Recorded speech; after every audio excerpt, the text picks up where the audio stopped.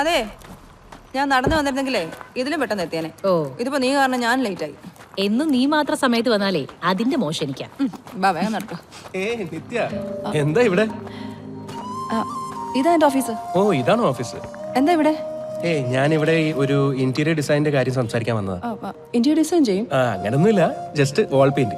എന്നിട്ടെന്തായി, കിട്ടിയോ? ഇല്ല, MD വന്നിട്ടില്ല, വെയിറ്റിംഗാ. നിത്യ ഗുഡ് മോർണിംഗ്. വരുന്നില്ലേ? അപ്പൊ ഗുഡ് ലക്ക്. Thank you. ശരി, ബൈ. നിനക്ക് ഇപ്പൊ ലേറ്റ് ആവുന്നതിന് പ്രശ്നമൊന്നുമില്ല അല്ലേ? വാ ഇങ്ങോട്ട്.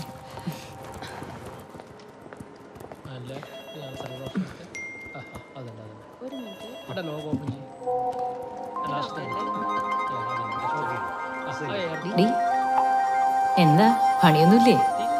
ഒന്നുമില്ല.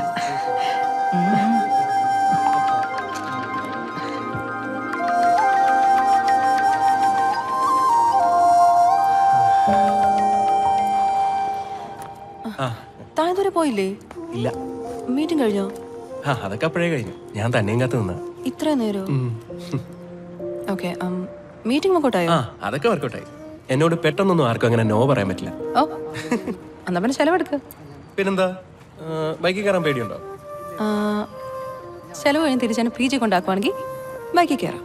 അത് ഞാൻ ആക്കിത്തരാം, വാ കയറിക്കോ. ഇത്ര ലേറ്റ് ആവാൻ അവിടെ പറ്റില്ല. ഇവിടെ നിൽക്കണമെങ്കിൽ ഇവിടുത്തെ റൂൾസ് നോക്കണം. അയ്യടാ, അത് കൊള്ളാം. ഇവിടെ നിൽക്കണം നിർബന്ധമൊന്നുമില്ല. ഈ നാട്ടിൽ വേറെയും PG ഉണ്ട്. അല്ല പിന്നെ ഇത് നോക്കുന്നു. ശരി.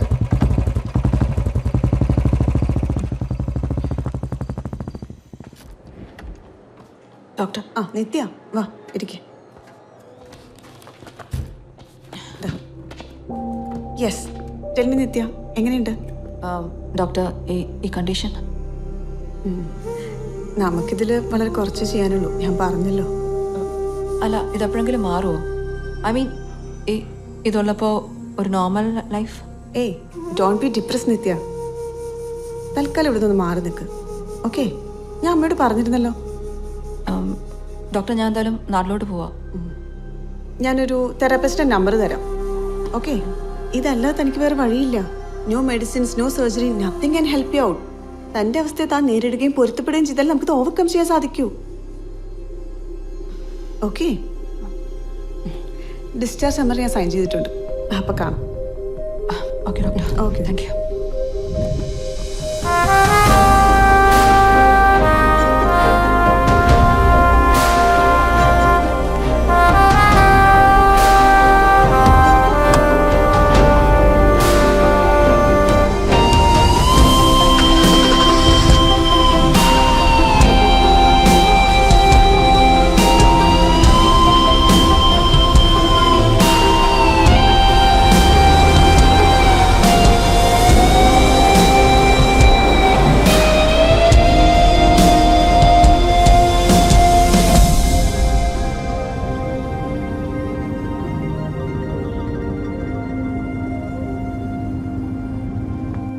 ഇവിടെ ഒന്ന് ഡാർക്കായിട്ട് ഫീൽ ചെയ്യും.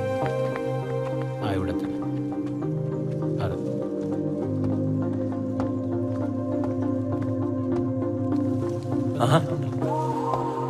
വാ ഇവിടെ ഈ ഏരിയയും കൂടെ. അമീറെ ഒന്ന് നോക്കിക്കോളെ. ഓക്കെ. ആകെ മൊത്തം കളറാണല്ലോ. ഇതാണ് എന്റെ ലൈഫ്. കൊള്ളാം. നിന്റെ ലൈഫ് കാണുമ്പോൾ അസൂയ തോന്നുക. സ്വന്തം ഇഷ്ടപ്രകാരം ജീവിക്കാൻ പറ്റുക, അതൊരു ഭാഗ്യ.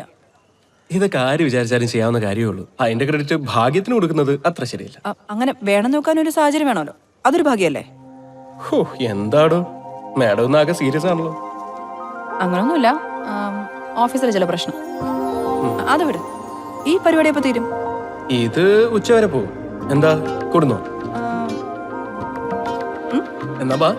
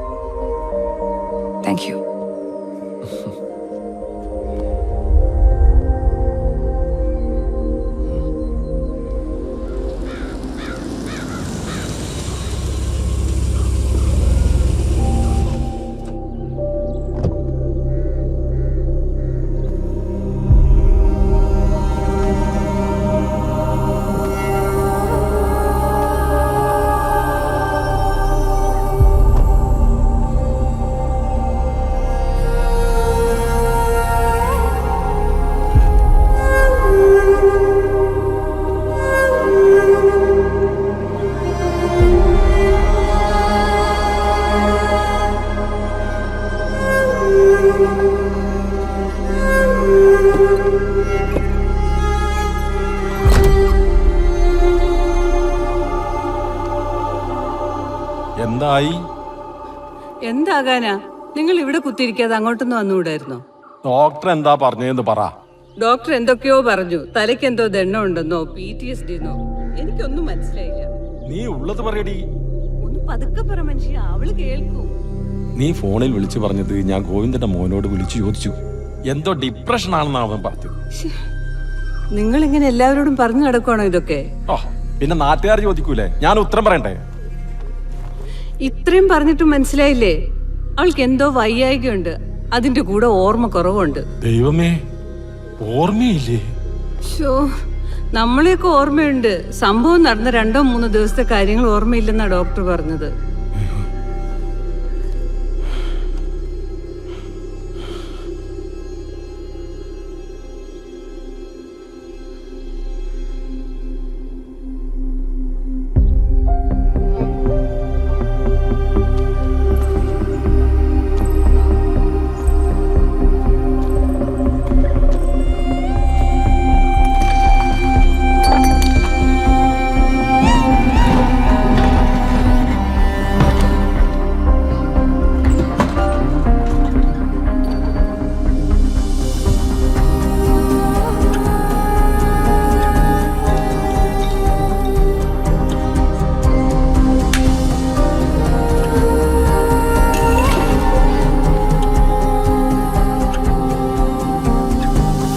മോൾക്കിപ്പോൾ എങ്ങനെയുണ്ട്? കുഴപ്പമില്ല, പക്ഷെ ഒന്നും ഓർമ്മ കിട്ടുന്നില്ല, അതാ എൻ്റെ പ്രശ്നം. മേരി ചേച്ചി, അന്ന് ഗ്യാസ് ലീക്കായില്ലേ? നമ്മുടെ വീടിന് എന്തെങ്കിലും ഡാമേജ് ഉണ്ടായിരുന്നോ? ഇല്ല മോളെ, ഒന്ന് പെയിന്റ് ചെയ്താൽ തീരാവുന്ന പ്രശ്നമേ ഉള്ളൂ.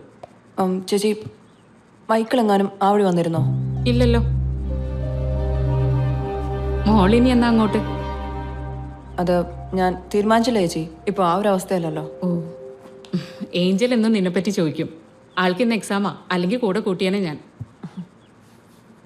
നീ എത്രയും പെട്ടെന്ന് അസുഖം മാറി തിരിച്ചങ്ങോട്ട് തന്നെ വരണം. ഓക്കെ. ചായ പിടിക്കും.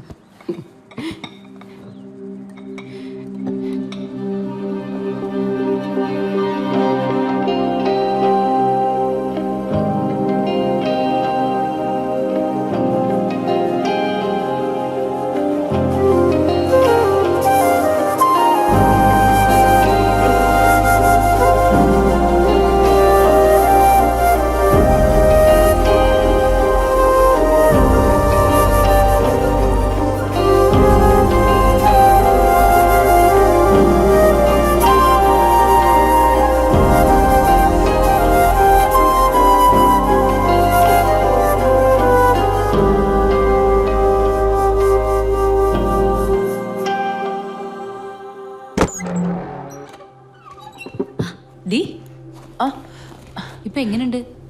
നീ ഓക്കെ അല്ലേ? സ്റ്റേഷനിൽ പോകാൻ പറ്റിയോ? 2 വട്ടം പോയി, പക്ഷെ അവർക്കൊരു താല്പര്യമില്ല. എന്തു പറ്റി? അവര് പറയുന്ന അവൻ കടന്നു കളഞ്ഞതാന്നാ.